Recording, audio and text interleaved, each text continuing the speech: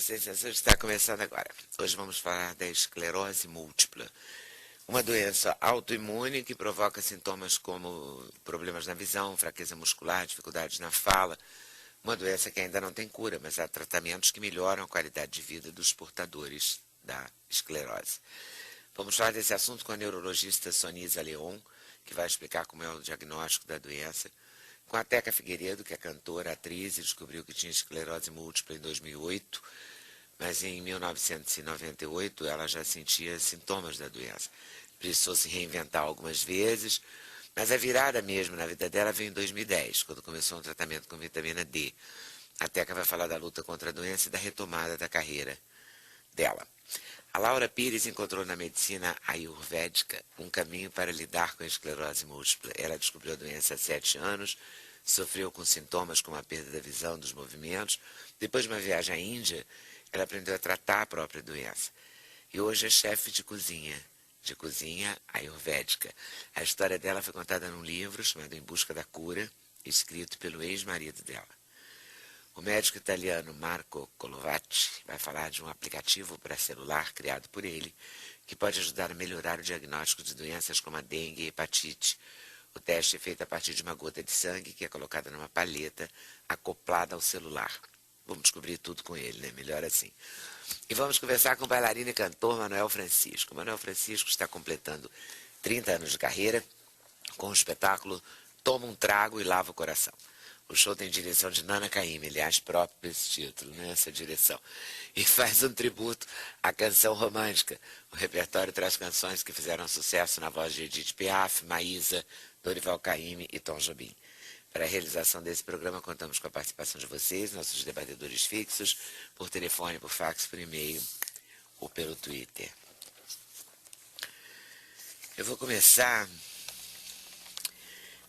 com a história da Laura, que me pareceu a mais fantástica, assim, porque eu mesma disse aqui que você perdeu os movimentos, a visão, é verdade? Eu perdi, na verdade, boa tarde, primeiramente. Boa tarde.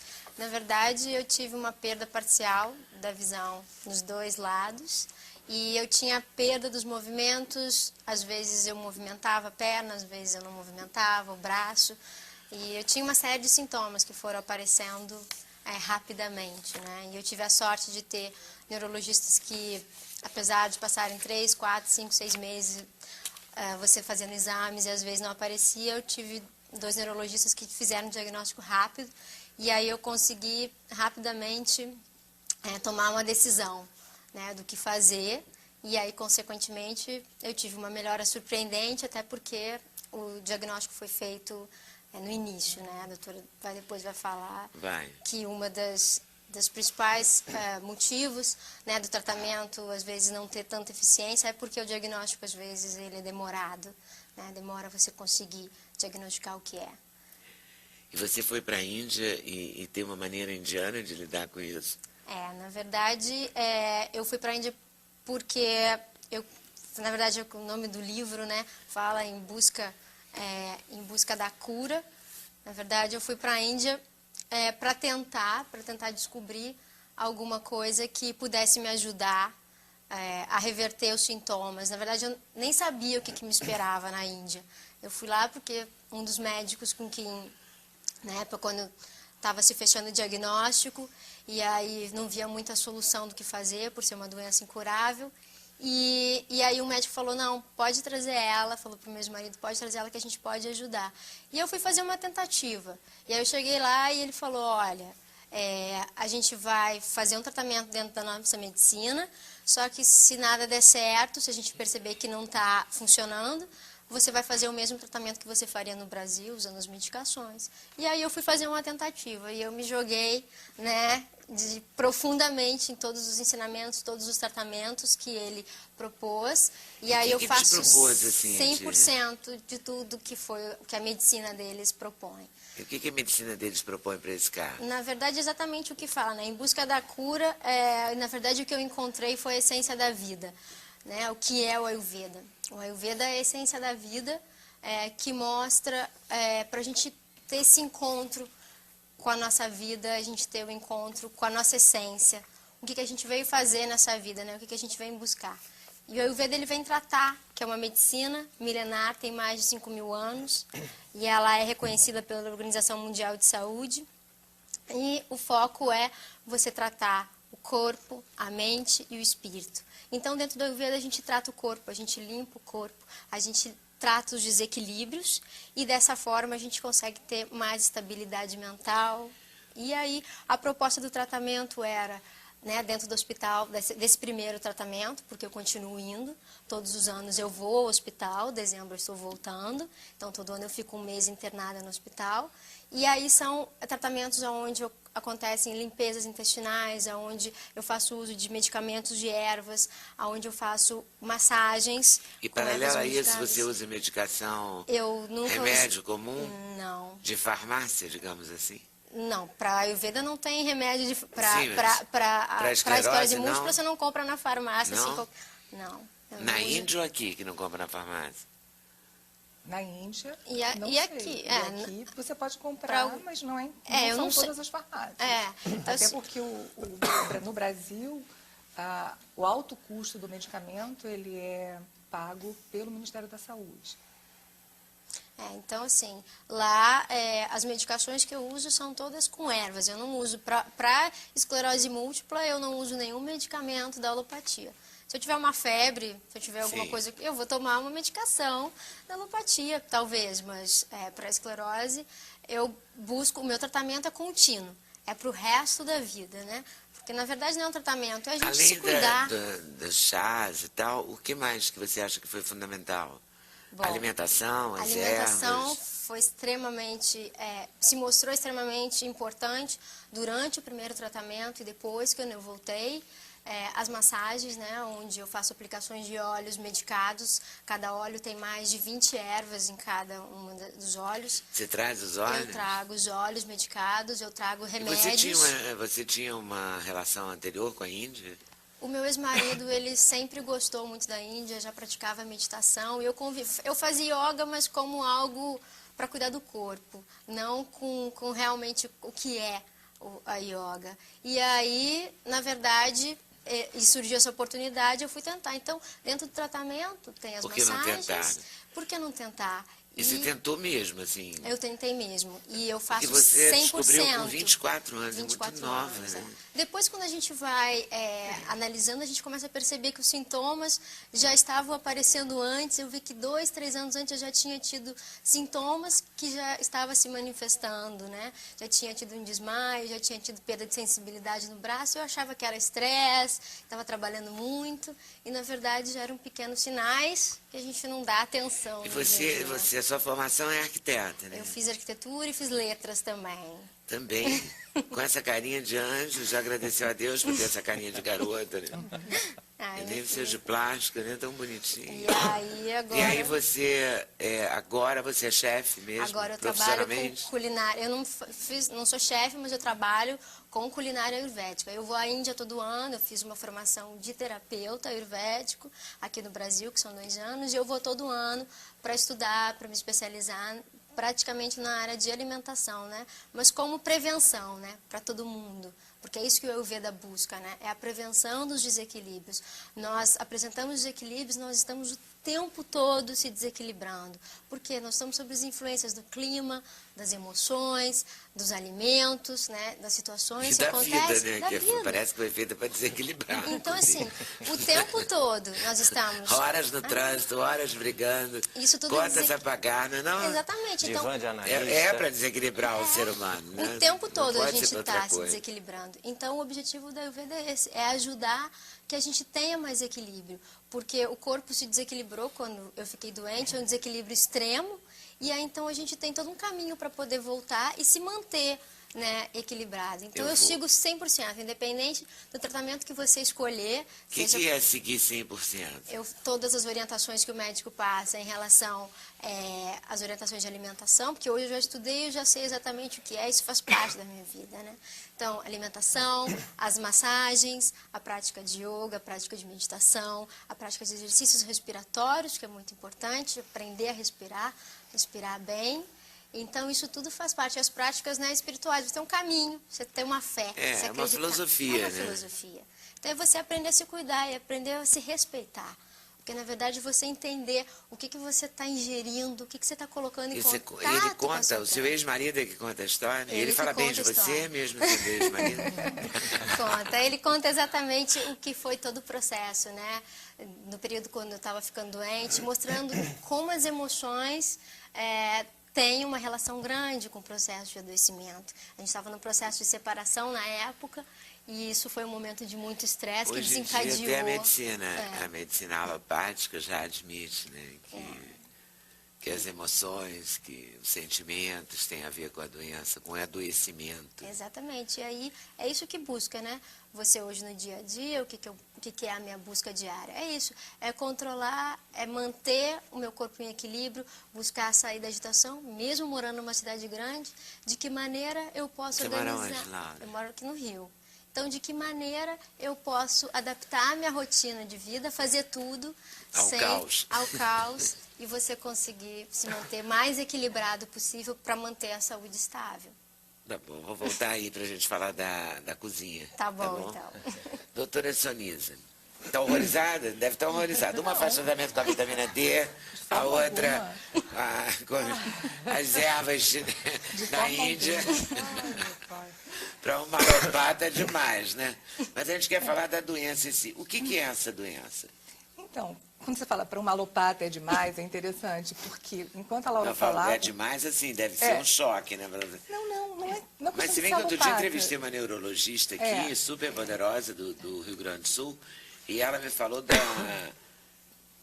da meditação, da importância da meditação para os neurônios, quer dizer, readaptação, também fugindo a palavra, os neurônios não morreriam se você meditasse, eles se reconstituiriam. Existem fenômenos então, que acho não que eram até conhecidos. Os neurologistas já estão aceitando essas coisas. Com certeza, isso é neuroplasticidade.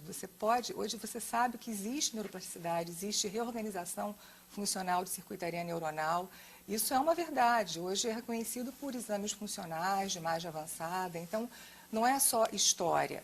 E quando a Laura estava falando, me veio um artigo que recentemente foi publicado, mostrando que se você pegar linfócitos T, que são células do sistema imunológico, de pacientes com doenças autoimunes, tipo esclerose múltipla, Sjögren, lúpus, e compara com um grupo controle de pacientes, de indivíduos saudáveis, e expõe esses linfócitos a todos os neurotransmissores associados ao estresse, adrenalina, noradrenalina, você tem uma resposta inflamatória excessivamente maior nesses indivíduos que têm doenças autoimunes. Isso é a biologia da emoção, mostrando por que essas doenças se exacerbam, como no seu caso, diante de um estresse emocional. Isso é fisiológico, isso pode ser cientificamente comprovado. E, com certeza, você reverter esse mecanismo se organizando do ponto de vista emocional e até do ponto de vista alimentar,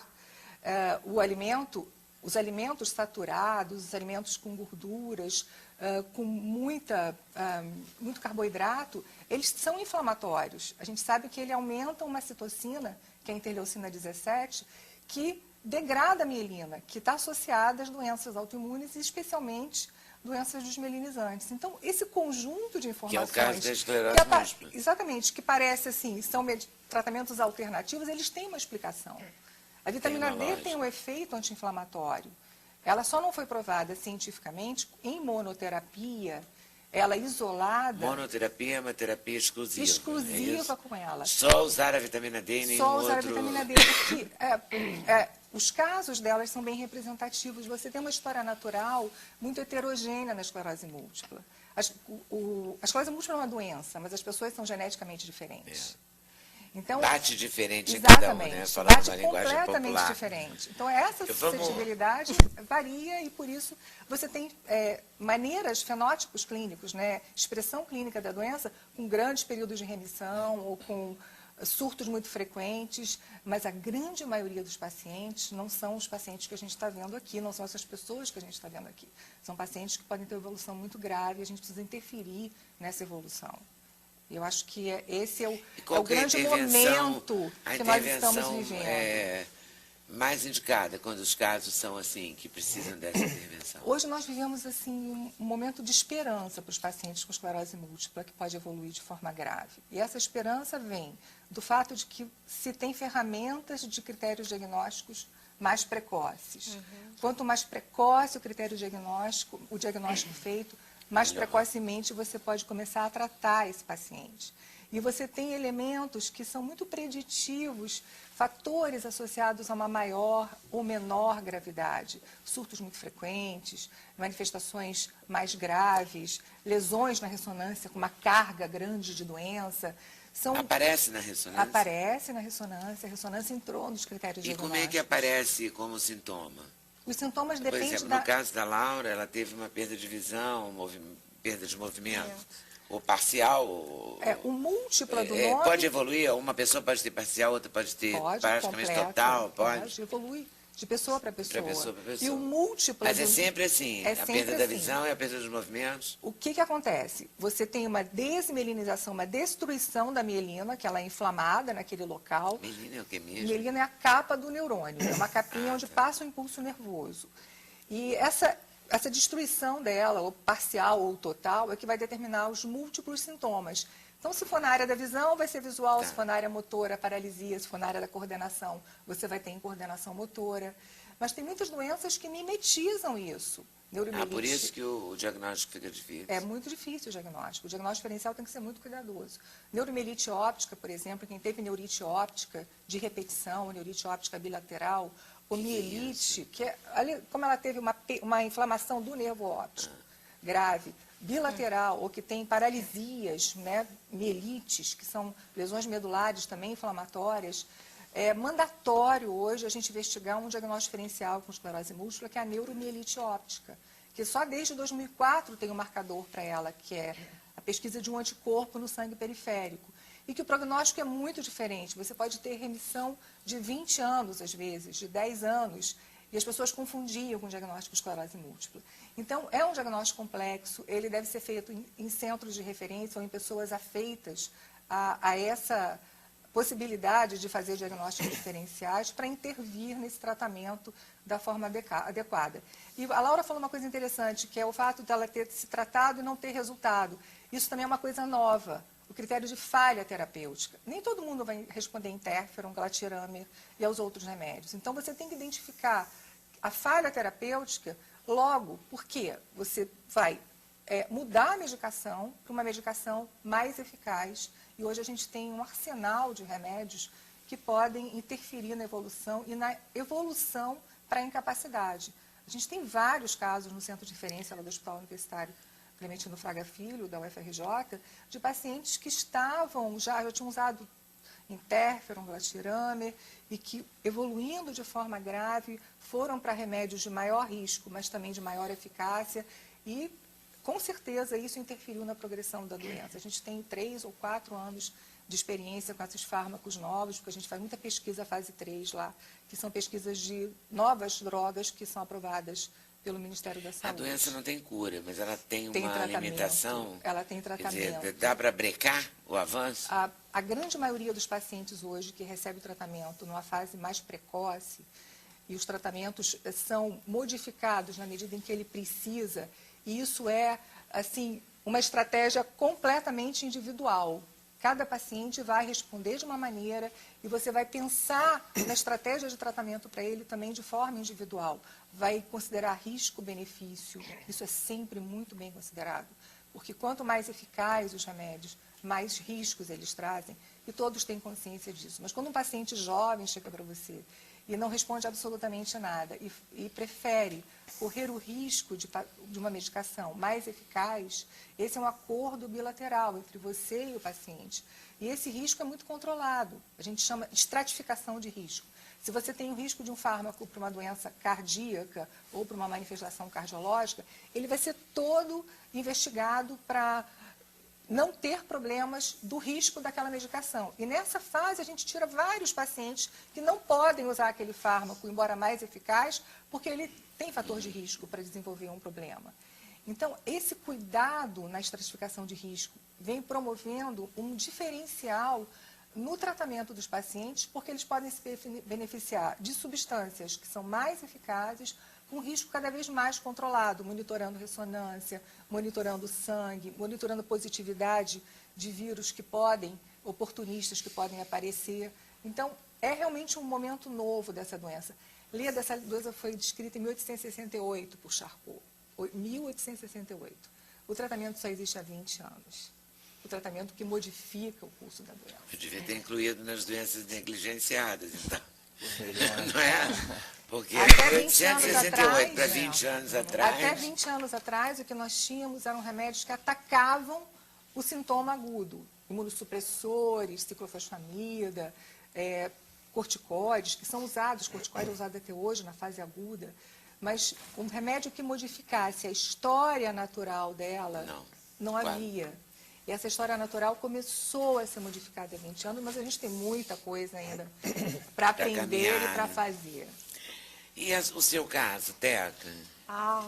Querida, Você meu caso foi ultra dramático, porque a primeira cegueira aconteceu em 98, depois que eu tive a minha filha, que foi uma gravidez de risco. Eu também passei muito estresse, porque eu tive ela sozinha, e fiquei de cama 9 meses sozinha, né? E quase perdi ela toda hora. Então, eu tive ela 5 meses depois, eu fiquei parcialmente cega, achei que fosse um tumor.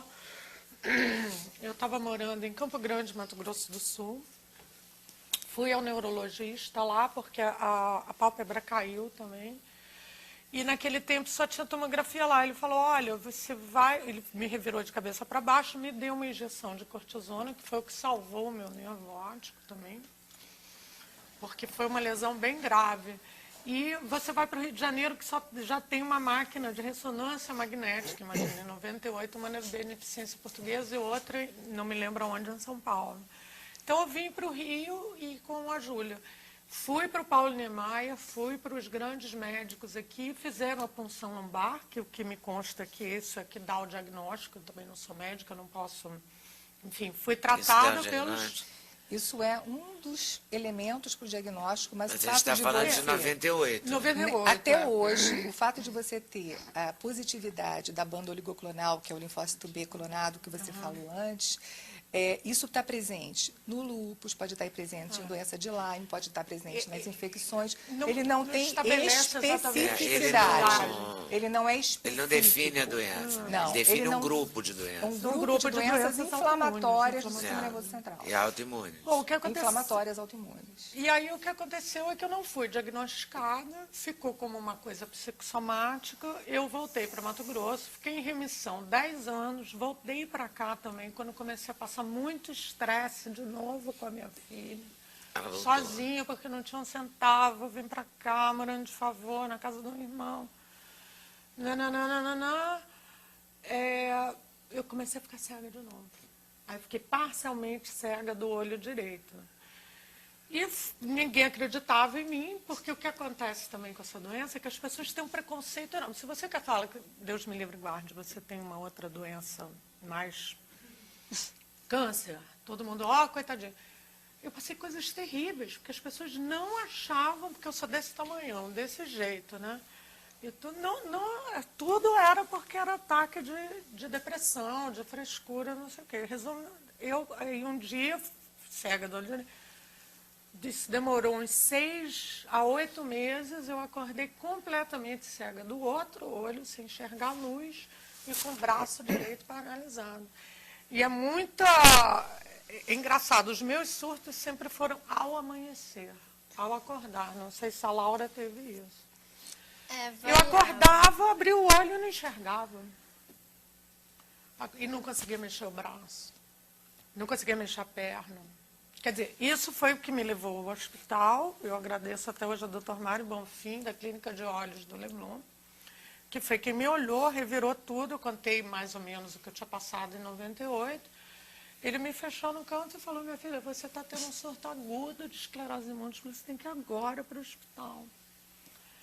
Aí foi assim, me ligou para Derbal Maio, que é um dos diretores da Samaritana, pediu uma vaga lá, eu tinha um bom plano de saúde, enfim, aí liguei para meus pais que estavam em Mato Grosso, que tinham condições, enfim.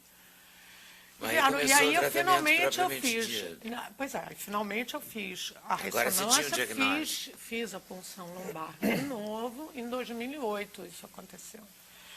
E aí fui diagnosticada e saí de lá, fiz pulsoterapia durante 5 dias na Samaritano. Fez o quê? Pulsoterapia cortisona na veia. É. E aí, Bom, que é o saiu dessa tratamento... crise, né? Não, você não sai assim. Não? Não, sai Nem de com lá corticoide paralisada, na veia? cega. Nem sempre demora, você nem sai na primeira Não, pulsoterapia. Você pode ter que fazer outras pulsoterapias. E como é uma doença onde existe o anticorpo circulante, muitas vezes esses pacientes têm que fazer imunoglobulina venosa Caramba. Bom, ou até uma limpeza de anticorpo circulante através de plasmaférese, se eles não respondem ao tratamento convencional do surto. o que aconteceu resume comigo essa foi que, ópera pra pois mim. é, Aí- rapidamente foi... Aí, bom, o tratamento do médico que me atendeu, que foi o Dr. Jorge Alcadon. Ah. Você conhece todos?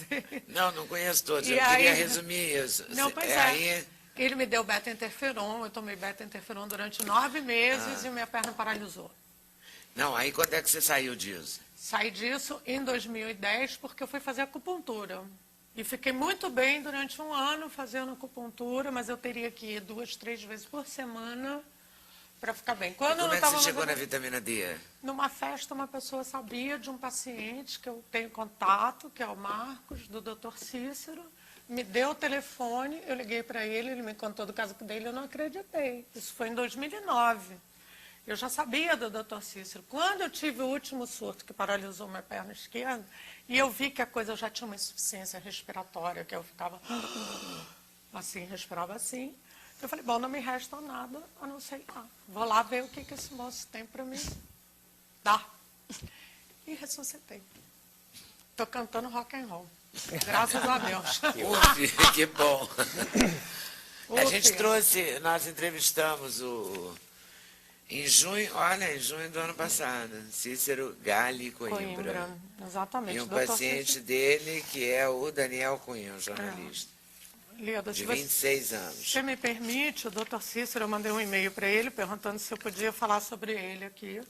Ele não só falou que devia, como pediu para eu anunciar um simpósio que acontecerá dia 24/8, no Centro de Autoimunidade em São Paulo, com o professor Michael Holick, de Boston, que é um grande especialista em vitamina D, E você, conclamando a classe médica para saber... você melhorou o seu relato, assim, você está andando, Eu está enxergando, ressuscitei seu tudo. braço mexe, Você tudo. eu não andava daqui a ali, Leandro, mais. Eu não andava daqui a ali. Eu acho importante a gente chamar É uma a coisa atenção para o impressionante, fato de que estudos isolados não querem dizer que a eficácia com só a vitamina D está cientificamente comprovada.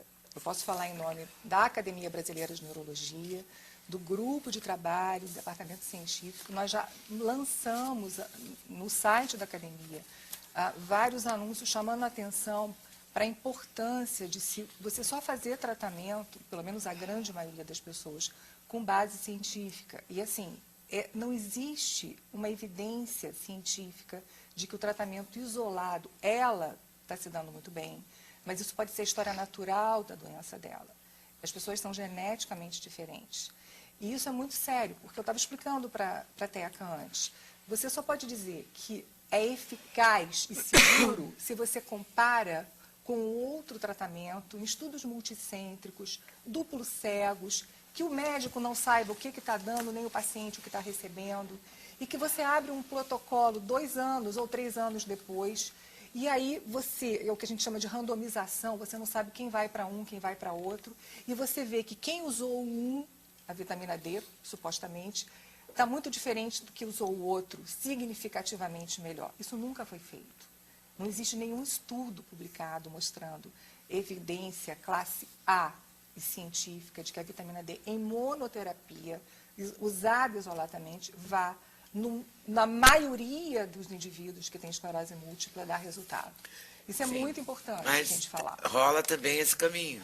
Também a gente não pode ela ignorar é isso. usada Exatamente. como uma medicação coadjuvante. Os nossos pacientes tomam vitamina D com Não, sim, mas o doutor Cícero está defendendo essa... Sim. Eu até não pretendia falar nele, né? Porque quando me falaram que a Teca estava fazendo o Nem eu estou falando tratamento dele, com eu estou vitamina falando D, eu me da base lembrei desse científica de caso, que ele estudos. veio com um rapaz muito jovem.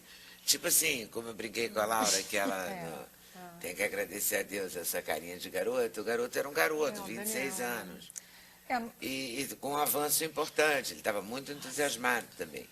Então, acho que também é uma... com o papel da certeza. gente é mostrar todas as possibilidades. E em ciência... Né? Cada um tem que Com certeza, consultar o seu caminho, né? médico, pensar no seu caso, Lógico. né? E Em- fazer a sua escolha. Também Agora- não é um tratamento que está disponível no SUS, então vai depender também, o da vitamina D. A vitamina Então vai D. depender da condição financeira da pessoa, poder ou não fazer essa escolha, não é?